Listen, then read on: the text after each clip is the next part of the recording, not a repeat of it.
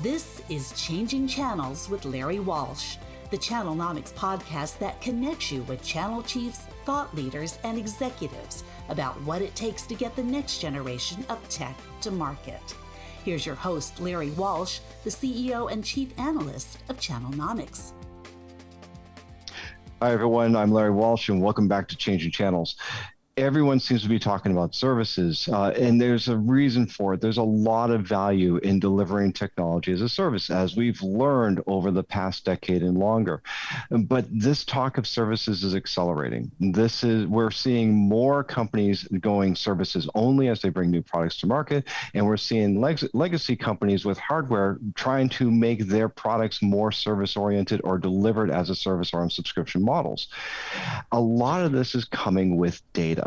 And data, as we keep hearing, is the new fuel of business. With more data, we're able to do more analytics, gain more intelligence, and to add more value to the go-to-market process. And increasingly, in managed services, this is coming around to taking the telemetry that's coming out of these devices, out of these infrastructure on customer sites, and being preemptive. And joining me today is someone who knows a lot about how to take all this data and turn it into a new value proposition, taking on problems and solving problems before the customers even know it. And that is our old friend, Justin Crotty, the Senior Vice President of Channels at Netenrich. Larry, good to see you again. Thanks for having me. It's good to have you here as well, although we will forgive you for that Elway jersey in the background. No forgiveness necessary, man. Yeah, no. Hey, it was a great Super Bowl run. 5 Super Bowl runs, you mean? I'm sorry. I'm sorry. I couldn't hear you over Brady's 7 rings. Okay, so now that we've gotten the inside football jokes out of the way, I wasn't kidding. Justin and I did meet in the mid-2000s, and Justin, at the time, you were at Ingram Micro starting what did become today Ingram Micro Cloud, but back then it really was focused on managed services, wasn't it? Yeah, that's correct. I mean, the first iteration of it, we branded it under, the brand name Seismic to kind of get some juice in the market. But the reality was it was a services division really focused on recurring services and helping small MSP VARs or small SMB VARs transition from a primarily product and professional services model to a managed service, recurring service model. So that was the first iteration of it. Yeah. And I remember back then, you and I had some lively conversations about what all of it meant. I mean, back then it really was a replacement model to break-fix services. And with some spattering of applications thrown in on the side that could be managed on the endpoints, perhaps. But it seems almost rudimentary looking back on it now, doesn't it? Yeah. I mean, I think we knew where the market was headed back then. It was just a matter of how long was it going to take to sort of evolve and mature, and what direction did technology and infrastructure and innovation take.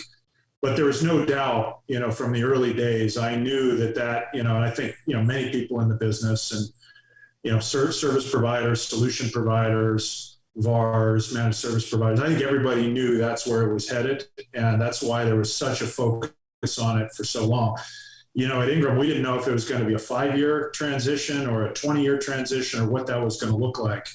But we knew inherently, even in the early days, that it would be kind of the core of the business long term, and the core of distribution's ability to be relevant to their clients long term. Right. So one of the reasons why I asked you to come in and talk about the state of services today, and particularly this transition, because at Channelnomics we talk about this almost daily. Yeah. It's the confluence of applications, of hosted infrastructure services, of managed services into this pot of just automated delivery. And your company, Netenrich, is actually leaning into this. So yes. Before we get into the meat of our conversation, why don't you just take a moment and familiarize everybody with what Netenrich is and what you do?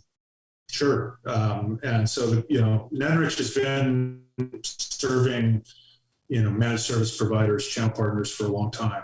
the core, at least historically, the core of the Netenrich business was digital IT operations and infrastructure management service provider. So we are the engine under the hood of many of the largest brand name managed service providers that people know out there.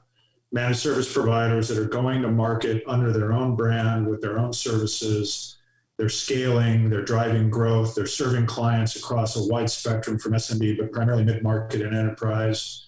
And they're leveraging Netenrich on the back end to drive and deliver some of those 24/7, 365 digital IT operations and infrastructure management workloads and things like that.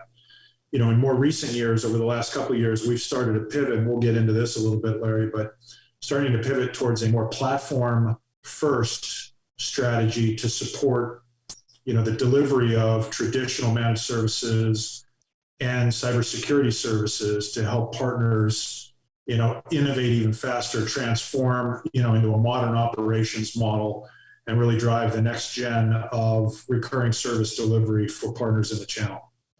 Yeah, and you are introducing something that we are seeing come around more is this idea of enabling predictive and anticipatory services. It's not just waiting for an alert to happen, but that you're able to actually use that telemetry to identify problems before they happen. Yeah. I mean, that's, you know, again, our view of whether they be cybersecurity services or digital IT operations services, you know, this evolving ability or evolving service, you know, capability is really a data problem and is becoming more and more of a data problem. And what I mean by that is, you know, a typical provider, be they an MSP or an MSSP, depending what they're focused on, you know, they're typically deploying, you know, point tool stack, you know, endpoint tools, detection tools, IT operations management tools, SIM technology, a bunch of different things. All of those tools are essential in terms of being able to provide services to a client. But there's a couple of problems that come from that. One of them is the amount of data, the amount of inbound data that the human operators at these organizations are faced with, you know, every single day. So one of the key problems in the market, and we don't believe this is going away, is this ever expounding, you know, amount of information being poured onto the human teams. The second issue is, and we may get into this a little bit, Larry, and you mentioned it, I think, in the preamble, the vendor-specific solutions and cloud-specific walled gardens that, you know, service providers are sometimes being pulled into. How do we allow a service provider, again, whether it be managed service provider or managed security service provider, provide holistic solutions across technologies? And then the last is we view this entire market and the evolution of modern operations, where historically, you know, managed services and cybersecurity services were sort of independent silos. How do we bring those together in what we call risk operations and allow a partner to deliver a risk operations oriented service value per client? Yeah. You know, I really appreciate how you're defining this in terms of enabling the service provider or the solution provider or the MSP, or however we want to call them. And frankly, that's even becoming less and less material as time goes on. You really are talking about being in a heterogeneous world, that you recognize that this is a stack of technologies that are being delivered through to a partner that then is delivering services downstream. The market seems to be moving or wanting to move in the other direction of creating those walled gardens to have aggregation points to where there is a single point of control. And that point of control typically is upstream from the partner, not necessarily in the partner. Do you find that these two trends are in conflict, or are they in parallel to service the different needs and the different customers in the market? Yeah, I mean, you know, it's hard to say, Larry, and I understand vendors, the big ones trying to drive, a scale and aggregation around their technology stack, around their particular technologies and products. So it's a natural extension of a vendor business model to, deliver, I'm going to call it sort of management technologies on top of, the technologies they're selling. What the challenge is for the service providers that are trying to cater to and it's always been this way, a multi-vendor environment. The service providers really need to work on either being able to leverage those vendor-specific technologies, but be able to extract information and visibility from that technology and the other technologies they've deployed, or provide, a holistic value to a client, regardless of the telemetry that they've deployed to support those environments. And that's really the way we view it. Your detection technologies, your vendor technologies, all of that is good. That telemetry, however, and the ability to ingest that telemetry and then get a good view across the environments that you're managing and make that information actionable and push some of the workloads to the machine to resolve, such that the human operators, have a clearer understanding on what the priority is, what the impact is, how to resolve problems. How do we speed that resolution is really the next evolution, we think, in modern operations. How do you speed resolution? How do you reduce the toil on the operators? And how do you provide this end-to-end holistic view, visibility, analytics across all these detection technologies that have been deployed for good reasons and are valuable to the service providers that are using them? Yeah. I remember before even I was in the channel and talking about services, I was a security guy. And way back when managed security services was exclusive to some very large organizations and startups. But I used to make the argument, I would hate to be a salesperson for one of those organizations, even for an MSSP today, a managed security service provider today, because here's the sales pitch. Give me a bag full of money and you see nothing happen. And think about that, right? And try to say, here, you're paying me. Yeah, and look, we all love it. When we love it, we talk about things like we love our cars when they, there's never a problem with them. We buy these refrigerators that last for 20 years, but really when it comes to IT, when it comes to technology, we tend to focus in on the things that need support and complain about it, but we don't really gravitate towards the things that just work really well. So how does that jive with this notion that if we get this data, we get this telemetry, and we're able to anticipate problems before they happen, how do we then go to a customer and say, look at all the good we did you when there wasn't a problem to hang against? Yeah, it's always been kind of the catch-22 of any of these recurring services, be they managed services or managed security services, right, Larry? Yeah. The customer doesn't see bad things happening, and over time they start questioning, what the hell you're doing, right?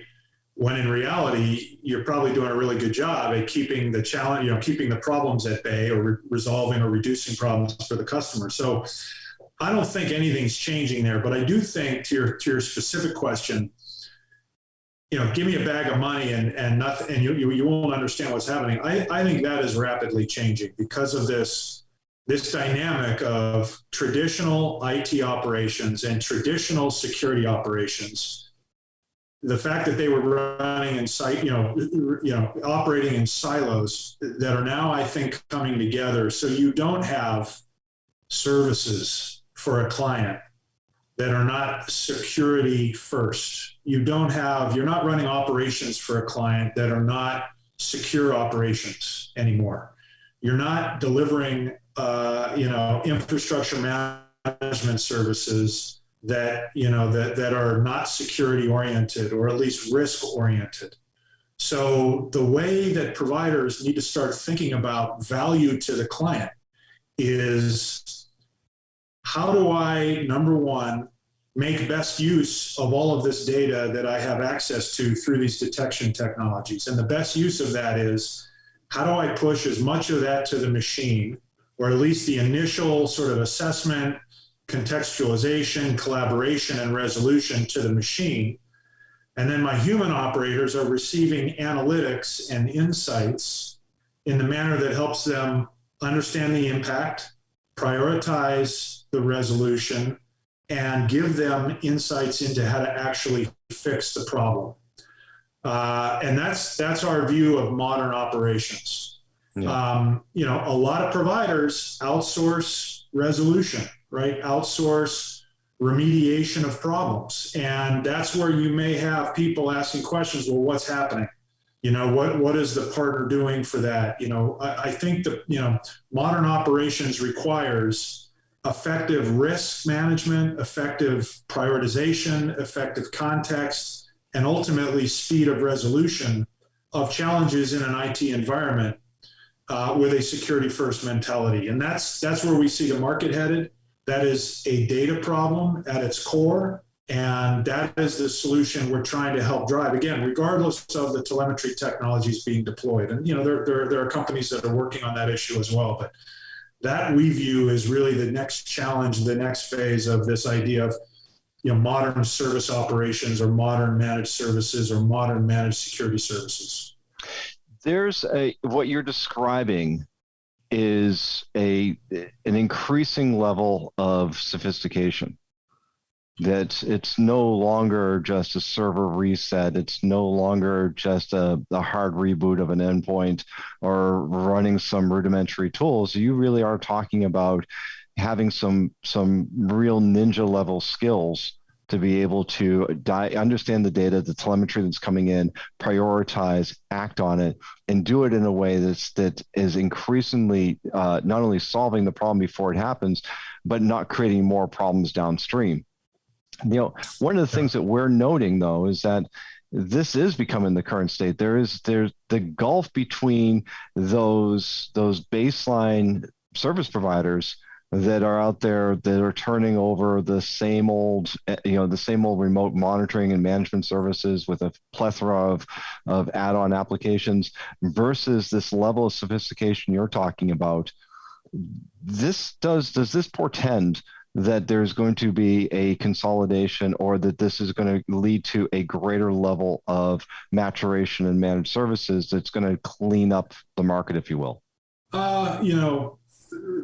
Perhaps, I think, but you and I have been around the block a few times on this, Larry. And what I mean by that is, we've heard, this is going to fundamentally wipe away, a large chunk of the market, or, evolve or die. And to some extent that happens, but I think it happens over time. It's not it's not an imminent threat, but I do believe, especially if you're dealing with mid-market or enterprise clients, I do believe there is a rapidly evolving demand from that market space around this idea of risk operations. Right. And around this idea that operations must have a security first view of it, and, identification of problems, resolution of problems, and speed to resolution is going to be paramount importance. And I think the partners, the providers that can pull all that together in a, well-oiled value proposition with the ability to provide analytics and insight and speed to resolution, I think that's really going to help. But I don't view it as, half the market's not going to exist in 3 years, because we have found the channel to be much more resilient than that. But I do think the concept of modern managed services is evolving rapidly, and it's going to be fundamentally anchored in data and the ability to use the data that we have in more effective ways. Yep.